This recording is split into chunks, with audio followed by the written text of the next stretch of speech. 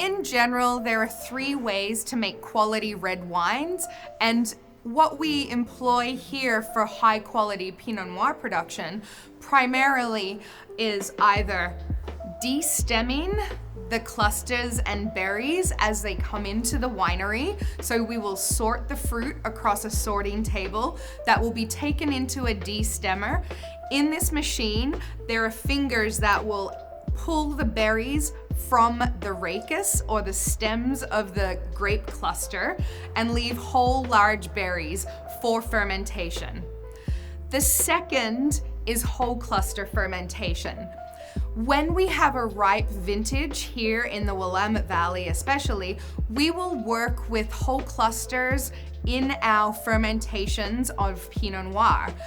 These whole clusters, when the stems are browning and lignified, will add complex spice, cinnamon bark flavors to the wine, and again, gives us a little more flavor profiles to work with as a blending tool.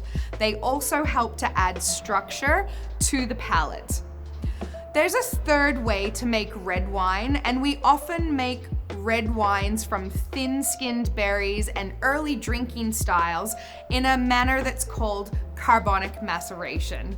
This is where we take whole clusters of berries, dump them into the fermenter, and then we layer a layer of dry ice or inert gas or carbon dioxide gas into the fermenter to keep the grapes from being crushed or being fermented by yeasts with oxygen.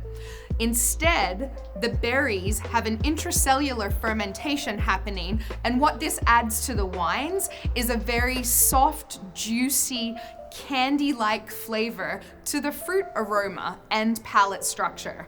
And these wines will be often released just in the early part of the new year for immediate youthful spring and summer consumption, avoiding oak élevage.